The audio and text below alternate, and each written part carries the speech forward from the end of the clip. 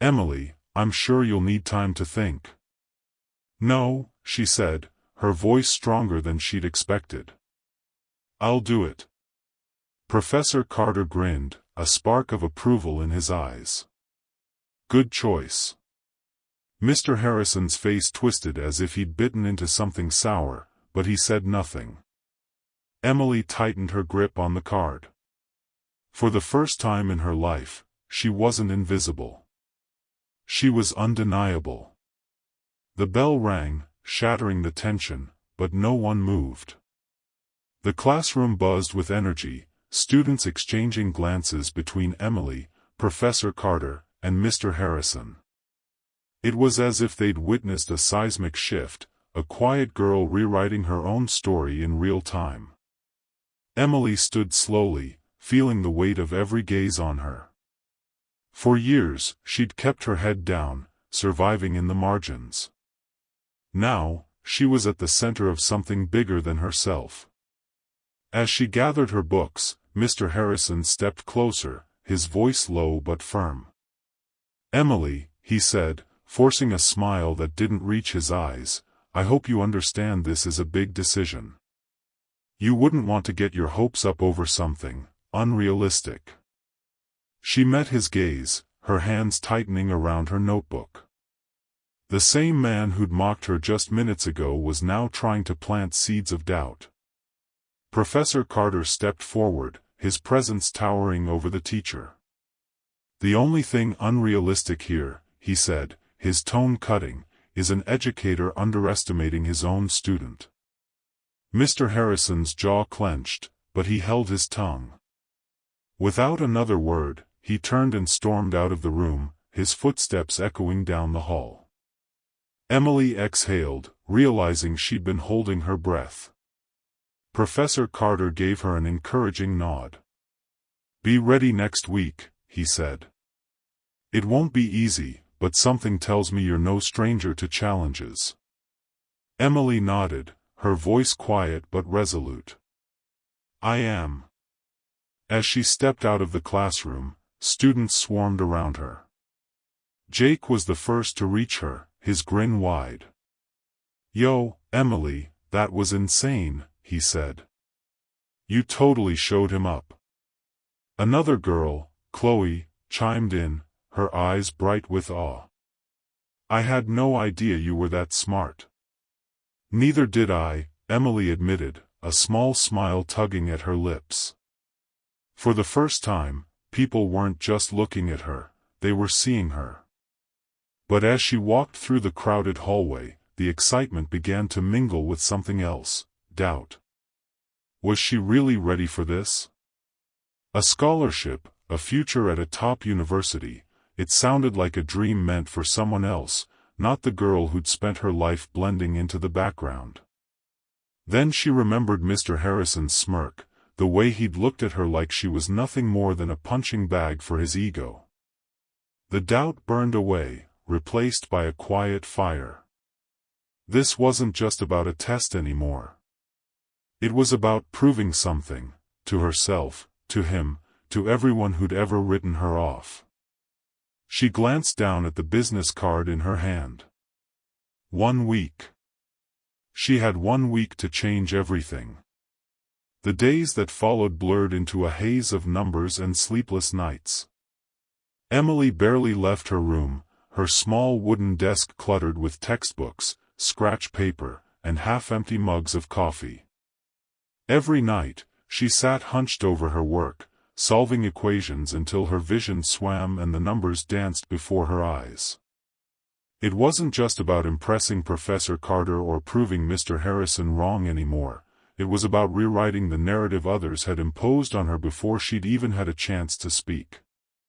Her mother noticed the change. One evening, she stood in the doorway, her arms crossed, worry etched into the lines of her face. You've been pushing yourself too hard, Emily, she said softly, her voice tinged with concern. I'm proud of you, but don't forget to rest. Emily forced a smile, her pencil hovering over a page filled with scribbled calculations. Just one more problem, Mom, she said. Her mother sighed but didn't argue. She understood. She'd always understood, ever since they'd moved to this town with nothing but a few boxes and a stubborn hope for something better. Finally, the day arrived. Emily walked into the classroom, her heart pounding so fiercely she was sure it would burst through her chest. The room was packed, not just with her classmates, but with teachers, the principal, even a few curious students from other grades who'd heard the rumors. Word of her showdown with Mr. Harrison had spread like wildfire through the school, turning her into an unlikely legend overnight. At the front of the room, Mr. Harrison stood unhappily with his arms crossed, his familiar smirk plastered across his face. Beside him, Professor Carter gave her a small, reassuring nod. In the center of the room stood a large whiteboard, a single, sprawling equation written across it in bold marker. It was even more daunting than the one she'd solved before, layers upon layers of complexity that seemed designed to intimidate. Mr. Harrison stepped forward, his voice ringing out with false confidence. "This equation has stumped mathematicians for years," he announced. "Even graduate students struggle with it. But Emily here believes she's capable." His lips curled into a sneer. "Let's see if she is." A hush fell over the room. Emily stepped forward, her fingers trembling as she picked up the marker. For a fleeting moment, panic clawed at her throat. What if she failed? What if this was all a fluke, a brief spark that would fizzle out under the weight of expectation? But then she looked at the equation, and the noise faded away. The stares, the whispers, even Mr. Harrison's presence dissolved into the background. All that remained were the numbers, her old, familiar friends. Her first stroke was slow, deliberate. Then the second. Then another. The room began to murmur as she moved through the problem, her hand steady despite the storm in her chest. She didn't just write, she danced through the equation, tracing patterns where others saw chaos, forging pathways through what seemed impossible. Step by step, the problem unfolded, the answer emerging like a light breaking through fog. Mr. Harrison's smirk wavered.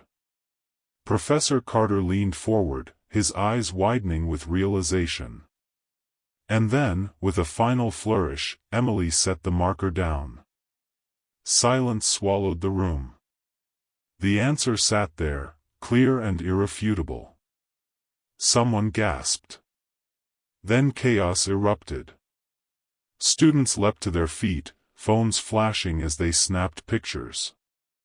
Voices overlapped, whispers turning to shouts, disbelief giving way to awe. Professor Carter was the first to speak, running a hand through his hair as a disbelieving laugh escaped him. He shook his head. "That's correct." Emily turned to Mr. Harrison. His face had drained of color, his mouth gaping like a broken hinge. She met his gaze, her voice soft but unyielding. "What was it you said the other day? That I didn't belong in your class?" He opened his mouth, then shut it, his pride strangling any response. Professor Carter stepped forward, placing a hand on her shoulder. "We need to talk after this," he said, his voice warm with admiration. "I have colleagues at MIT who'd be very interested in meeting you." Emily blinked. "MIT?" she whispered. Mr. Harrison flinched as if struck. Professor Carter smiled. "Yes. And Caltech. And Princeton. With your talent, you shouldn't be here, you should be working with the best minds in the world." Her heart thundered in her chest. The same girl who'd been mocked, dismissed, and underestimated now had doors swinging open she'd never dared to imagine. She turned to face the room. Her classmates, some of whom had laughed at her just a week ago, stared back, their expressions a mix of shock and respect. Jake grinned from the front row, giving her a thumbs up. Chloe clapped, her eyes shining. Emily picked up her backpack and walked toward the door. Before stepping out, she paused, glancing over her shoulder at Mr. Harrison. "I guess I do belong here after all," she said quietly. And with that, she left, the stunned silence of a humble teacher trailing in her wake. The weeks that followed were a whirlwind. Emily took the placement exam under Professor Carter's watchful eye, her pencil flying across the page as she tackled problems that would have broken lesser minds. When the results came back, they were staggering, a perfect score, a feat that stunned even the professor himself. Offers poured in, scholarships, invitations to summer programs, letters from universities she'd only seen in brochures. Her mother cried when she read the acceptance letter from MIT, clutching Emily's hands as tears streamed down her face. Mr. Harrison never spoke of the incident again, but the shift in his demeanor was unmistakable. He avoided Emily's gaze in the halls, his once sharp tongue dulled by the weight of his misjudgment. The students, though, couldn't stop talking about it. Emily became a quiet legend, her name whispered with a mix of reverence and disbelief. For Emily, the victory wasn't just in the numbers or the accolades. It was in the moment she'd stood at that board, marker in hand, and refused to let anyone define her worth. She'd spent her life in the shadows, but now, the world was hers to claim, one equation at a time. The classroom was steeped in silence, broken only by the faint scratch of chalk against the blackboard. Mr. Harrison, a tall, wiry man in his late 40s with a stern demeanor and a voice that cut like a blade, turned from the board, his gaze sweeping over the rows of students before settling on Emily, a quiet girl seated at the back. Her long dark hair fell like a curtain over her face, as though she were trying to fade into the shadows of the room. Mr. Harrison's lips curled into a faint, mocking smirk. "Well, Emily," he said, his tone dripping with condescension, "since you seem so utterly bored by my lesson, why don't you come up here and solve this for us?"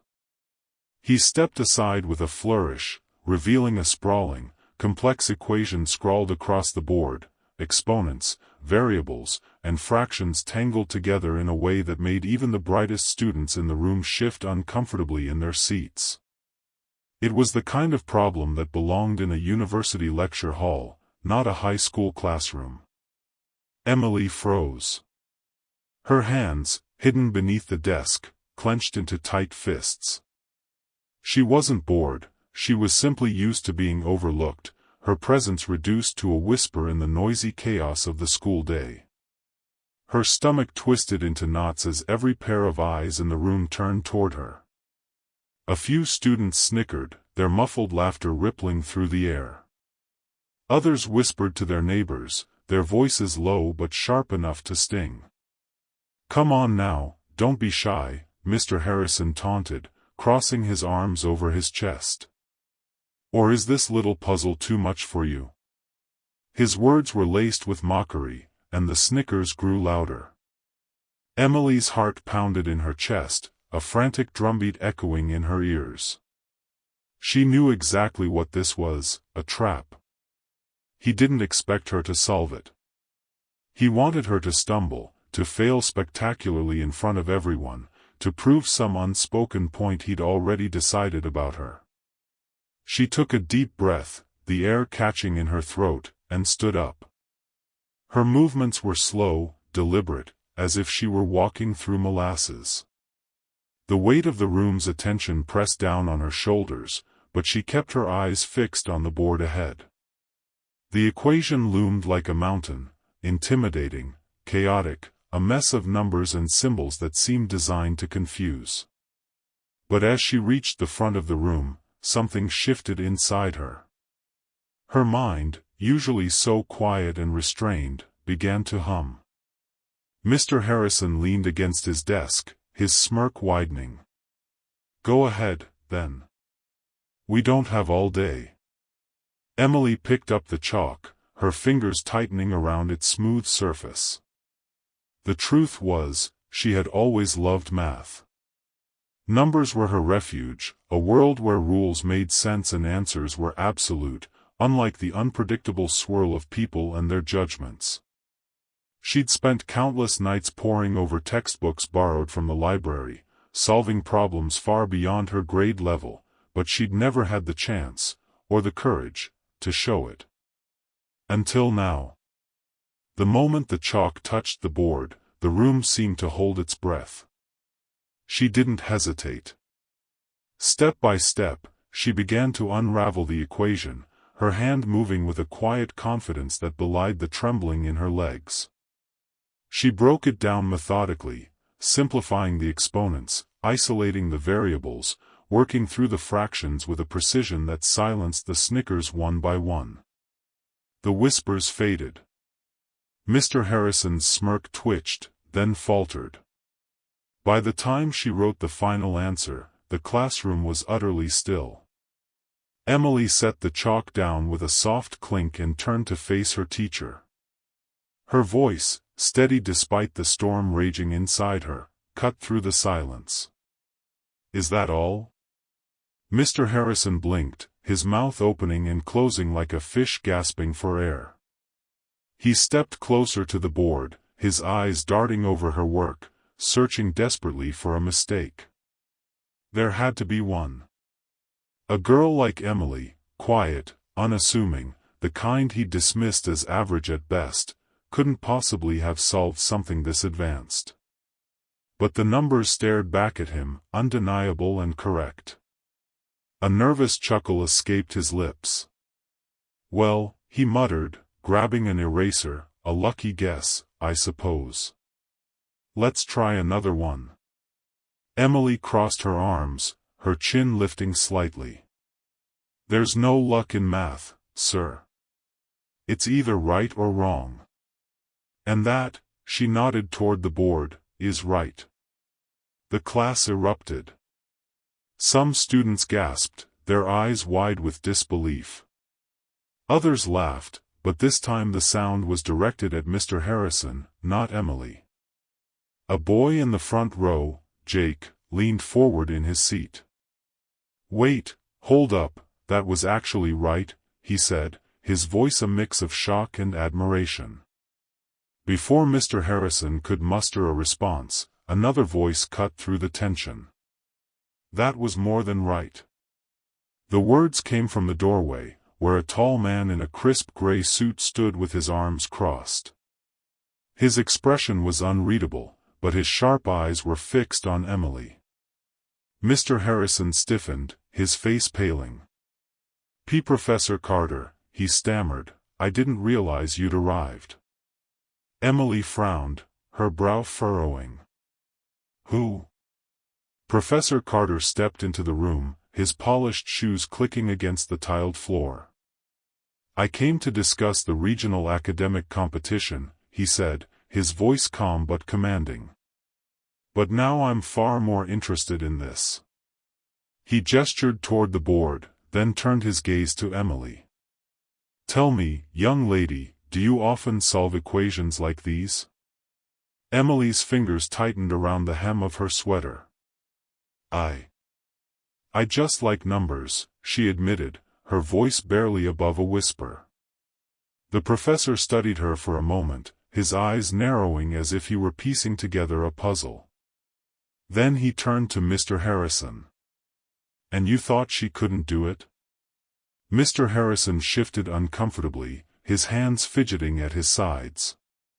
"She's never spoken up in class," he said defensively.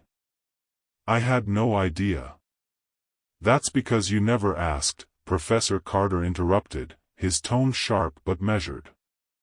He turned back to Emily, a faint smile tugging at the corners of his mouth.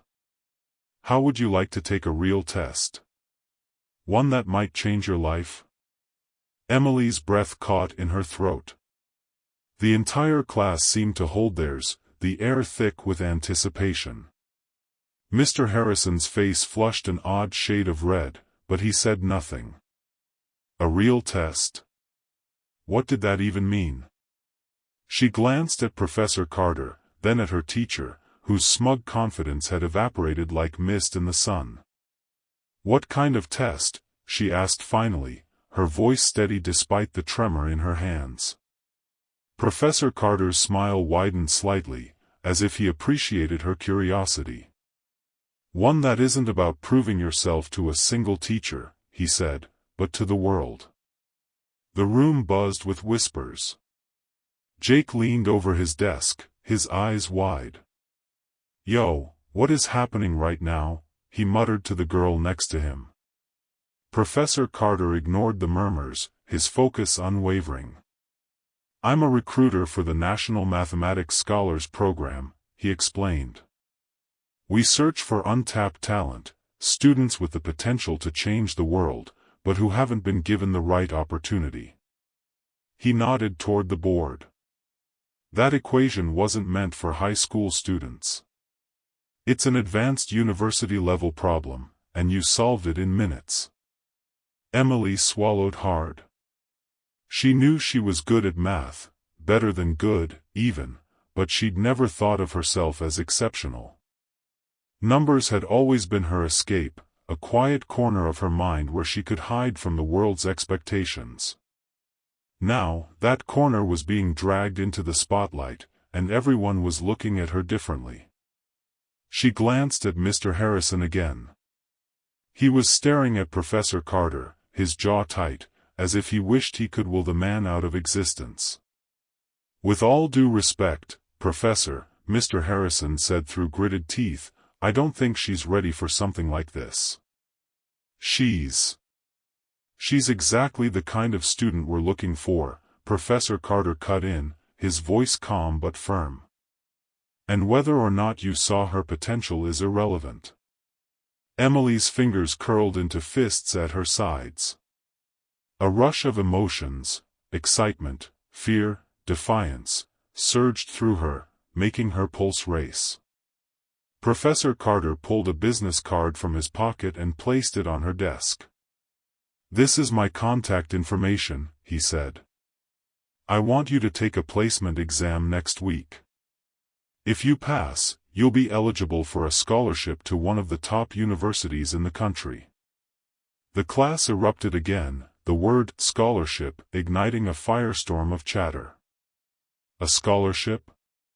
To a top university? Emily felt the ground shift beneath her feet, as though reality itself had tilted. She reached out, hesitating for a moment before picking up the card. It was smooth and heavy in her hand, embossed with gold lettering that seemed out of place in her world of worn textbooks and second-hand clothes. Mr. Harrison cleared his throat, his voice strained.